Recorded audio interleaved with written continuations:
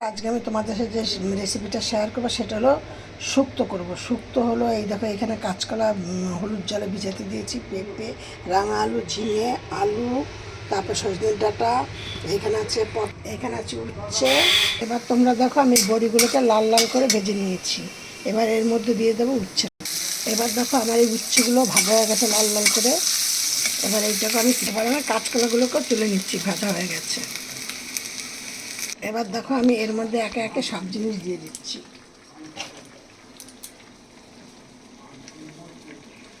আমি এর আগে তোমাদের সাথে শেয়ার করেছি আমার রান্না একদম রেসিপি একদম অল্প তেলে, কিন্তু কয়েকটা একটু বেশি তেল দিতে হয়, যেগুলো না দিলে নয়। এই যে এই তেলটা দিলাম। এবার এর মধ্যে আমি দিচ্ছি কিছুটা পাঁচফোড়ন, একটা শুকনো লঙ্কা,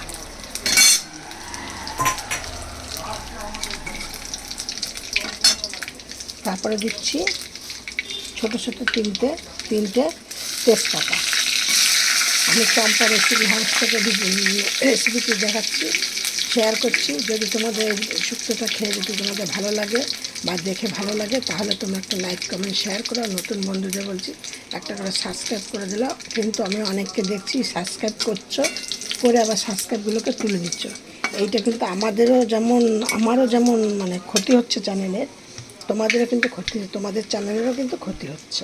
এইগুলো তোমরা অন্তত করো না। যাক, এবার আমি তোমাদেরকে বলছি, এবার এই তেলের মধ্যে আমি এইখানে দেখো আমি কাঁচকলা, বড়ি আর উচ্ছে, আমি এই তিনটে জিনিস ভাজা করে নিয়েছি। এবার এর মধ্যে তেলটার মধ্যে প্রথমে দেবো কি পটলটা।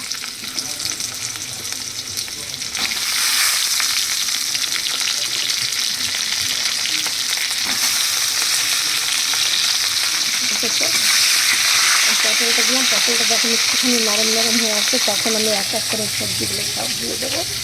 এবার এর মধ্যে আমি একে একে সব জিনিসগুলো দিয়ে দেবো। প্রথমে দিচ্ছি আলুগুলো, আর এর মধ্যে দিয়ে দিচ্ছি হলুদ গুঁড়ো, 1 চামচ নুন, যে যেই হিসাবে নুন খাবে সেই হিসেবে নুনটা দেবে। এবার দিয়ে আমি এটাকে ভালো করে নাড়াচাড়া করে একটু ভাজা ভাজা হয়ে গেলে এর মধ্যে আমি দিয়ে দেবো রাঁধুনি পাতাটা আর আদা বাটা। আমি রাঁধুনিটাকে আর আদাটাকে এখন আমি মিক্সিতে পেস্ট করে দেবো।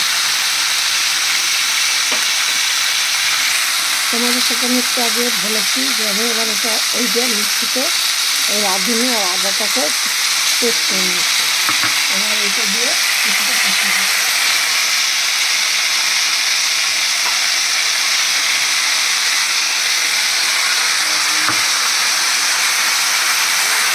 দিয়ে এবার এর মধ্যে সে বড়িটা কিছু ভেজেছিলাম, কাঁচকলা আর উচ্ছে ভেজেছিলাম, তার মধ্যে কিছুটা চিনি, এইগুলো সব আমি এবার এর মধ্যে দিয়ে দেবো।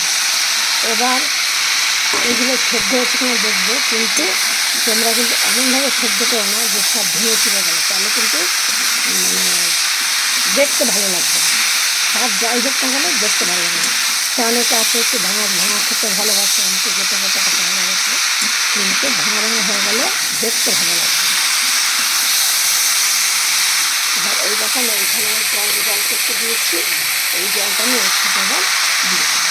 আর মিষ্টিটা কিন্তু চিনিটা যে যেমন স্বাদ খেতে চায়, চিনি আর নুন তার মতো স্বাদ করে দেবো। জলটা দিয়ে দিয়েছি, সেন্টটা খুব সুন্দর বেরিয়েছে, জানি না কেমন খেতে লাগবে, অবশ্য ভালোই লাগবে। আর তোমাদের সাথে কিন্তু আমি আরেকটা জিনিস শেয়ার করতে ভুলে গেছি, আমি এর মধ্যে কিছুটা আমুল দুধ দিয়েছি। তোমরা একটু আমুল দুধ দেবে, শুক্তোর দ্বিগুণ মানে স্বাদ বাড়িয়ে দেবে। একটু আমুল দুধ গুলে দিয়ে দেবে, আমি সেটা তোমাদের সাথে শেয়ার করতে ভুলে গেছি। একটা 10 টাকা দামের যে প্যাকেটগুলো হয় আমুল দুধের, সেই দুধ একটা প্যাকেট আমি গুলে এর মধ্যে দিয়ে দিয়েছি। দিয়ে আর কিছুটা আমি এইখানে রেখেছি, দেখো পোস্ত আর সর্ষে কিছুটা বেটে রেখেছি, এইটা আবার একটু বাদে দেবো। তোমরা এইভাবে করে দেখো, তোমাদের একদম মানে শুক্তো শুধু সব কিছু ছেড়ে মনে হবে শুক্তো দিয়ে শুধু ভাত খাই। গরম ভাতে পরিবেশন ভীষণ ভালো খেতে। শুক্তোটা হয়ে গেছে। এবার এই যে সর্ষে আর পোস্তটা বাটা রেখেছিলাম সেটা দিয়ে দিলাম, দিয়ে আর কিছুটা তেল দিয়ে দিলাম।